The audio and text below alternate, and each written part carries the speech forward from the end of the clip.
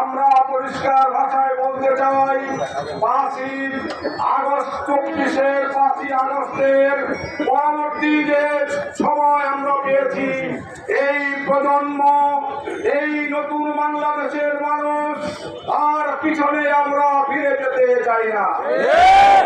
আমরা সেই 54 বছর যাবৎ যে রাজনীতি বাংলাদেশে চলে আসছিল, যে নির্বাচনী ব্যবস্থা চলে আসছে, সেই নির্বাচনী ব্যবস্থায়, রাজনৈতিক ব্যবস্থায় এদেশের মানুষের ভাগ্যে কোনো পরিবর্তন হয় না।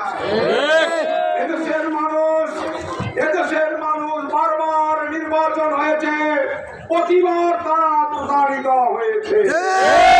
আমরা আর প্রতারিত হতে চাই না। ভাই, আগামী নির্বাচন হতে হবে পিয়ার পদ্ধতির মাধ্যমে।